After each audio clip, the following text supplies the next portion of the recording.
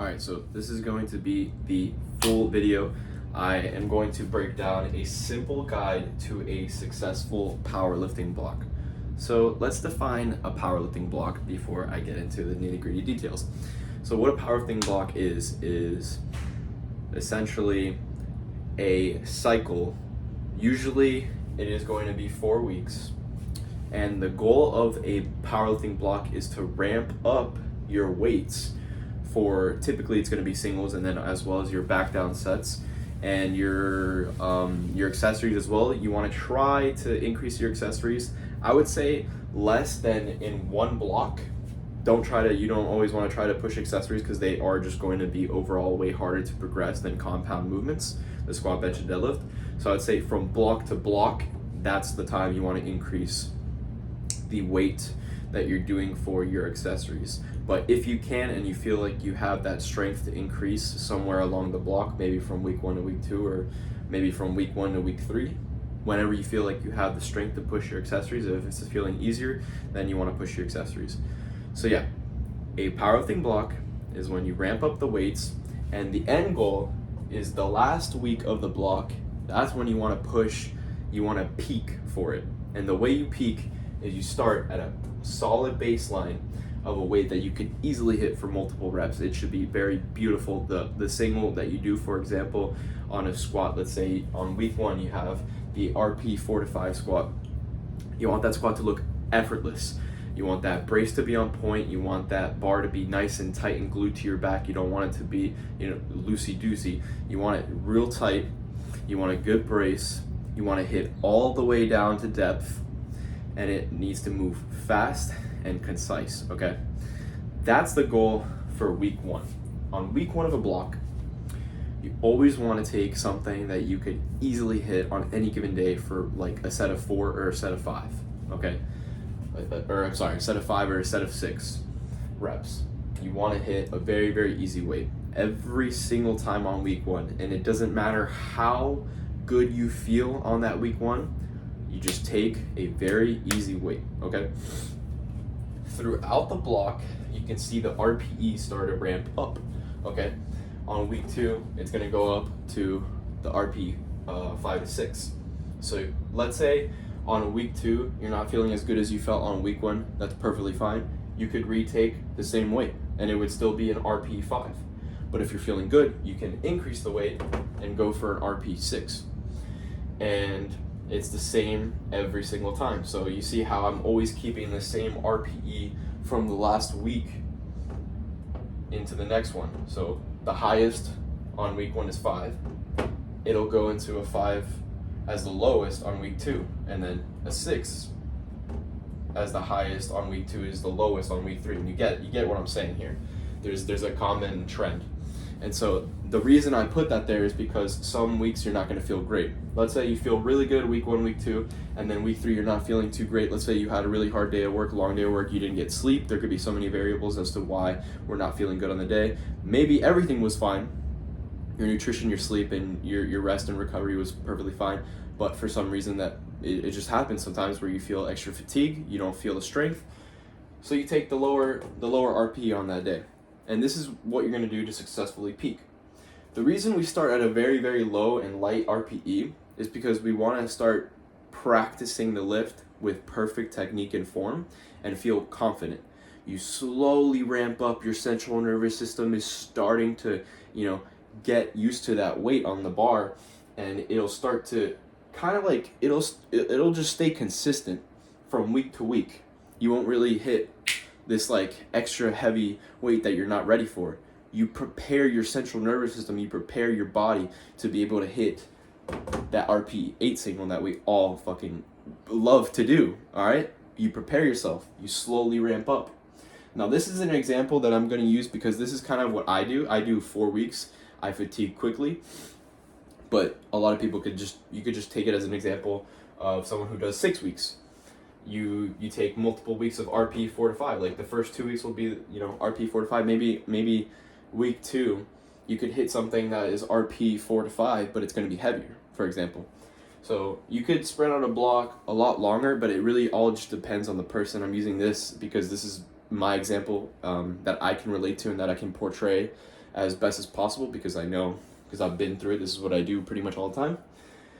So you slowly progress your main lifts, and you always want to make sure that you're hitting depth. I obviously said it concentrated a lot on the lighter weeks, but every week you want to make sure your lifts are all on point. You're hitting depth on squat, your pauses on bench are really good, you're holding it after you unrack for a good second, waiting for that start command. You have to always train as if you're in a powerlifting meet. So when you unrack on squat, you wait like a second before you take a deep breath, waiting for that squat command. And then after you finish the rep, you also wait a second, waiting for the rack command, like as if it were a powerlifting meet. Same thing for bench. You want to unrack, take a second, take the deep breath, then start. Count 1 Mississippi in your head. This is what I like to do. And then press. And then after you press, also wait another second to rack. And then for deadlift, just hold it at the top. It's also really good to hold it at the top to practice your grip. Make sure your grip is on point. So all throughout the week, you want to make sure the principles of the squat, bench, and deadlift that they qualify if you were to do them in a powerlifting meet. You want to train like you're always in a powerlifting meet every single day. And so, yeah, that's pretty much the guide to a successful block. Slowly ramp up, take your time. Every week 1, you really want to take something that's like super, super easy. Like I said, slowly ramp up. Your central nervous system will get stronger. It will be prepared when it gets to week 4. You never want to start too strong, or even here on week 2, you never want to go too hard. Week 1 and week 2 should be relatively easy. Week 3, things start to ramp up, and then week 4 is when you are primed to hit that heavier weight that you're training for. Now, this is what typically will happen after you finish a block, and this is going to kind of make sense when you go into your week 1. It'll make more sense.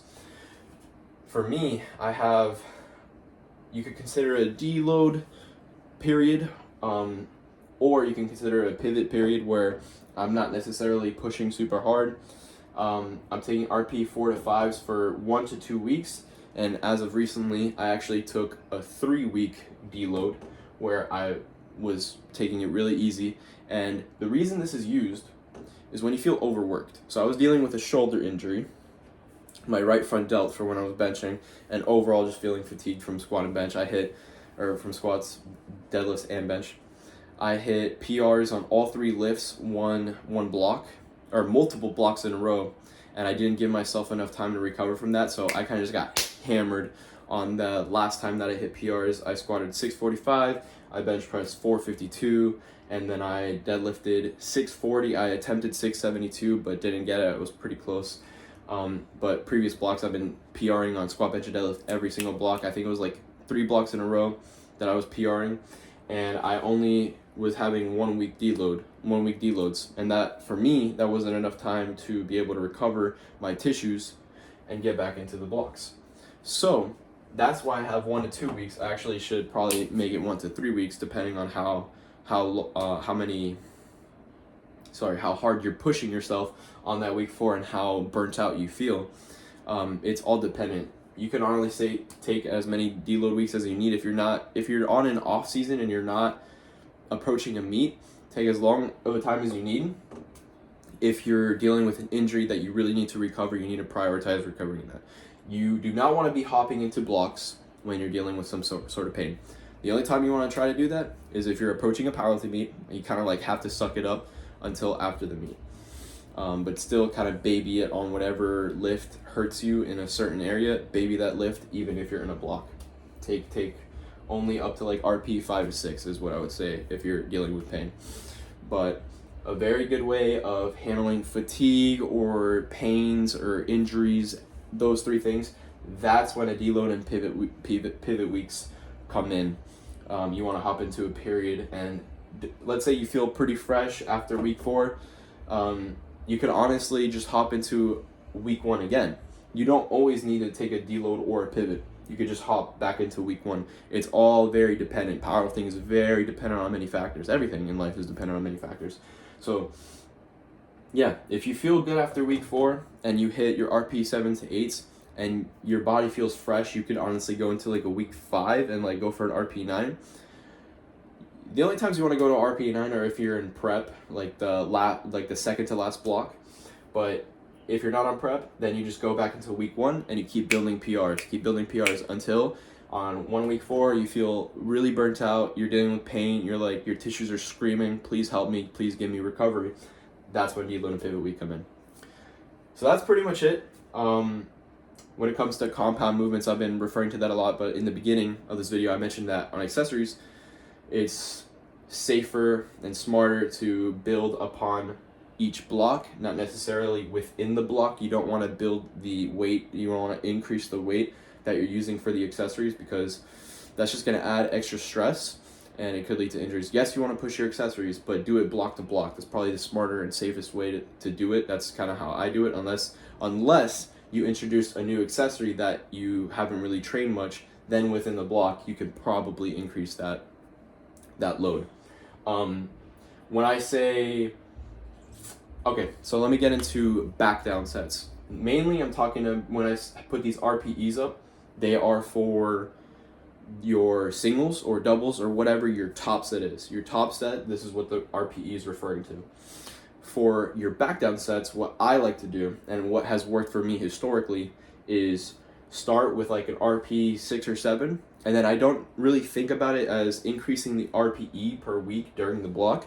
I think about just increasing pounds. So I think I can get away with usually, adding like 5 to 10 pounds every week throughout the block on my back downs for squats and deadlifts. Maybe even sometimes 15 to 20 pounds for deadlift, because that's just how deadlifts work. There's more weight on the bar. It's the heaviest compound there is, so you can increase the weight more throughout the block on the back downs. And then for bench, usually like 2.5 to 5 pounds every week. Sometimes it won't always be like that. Sometimes I'll have to stay with the same weight for 1 to 2, maybe even 3 weeks. But I at least try to increase the weight on my back downs at least once or twice throughout the block, because you want to try to increase your back downs as well. Your back downs are your top set builders, your 1 rep max builders, so you want to prioritize increasing that as well. So that's pretty much it. I think I did a very good job at explaining the in-depth explanation of how to run a successful powerlifting block. This has worked for me. I wish that when I started powerlifting I had someone to tell me this, because before I had a coach, I would kind of just go into every week RP 10. I used to run a daily undulated period. I think that's how you say daily undulated periodization type of training cycle, where it's just very linear. And I think that's incorrect. Daily undulating periodization is that it actually changes week to week, but I was always pushing RP 10 every single time. And I didn't know about RPEs. I didn't know about taking it easy in the beginning so you can ramp up. So I really hope this helps any of you who are watching. And if you enjoyed it, leave a like, comment, subscribe, and then also share this with your friends if you're getting into powerlifting. If you have any friends that are interested in powerlifting, very good way to start progressing very well. This is a smart and safe way to run powerlifting in general. I hope you guys enjoy. I'll see you guys in the next video. Peace.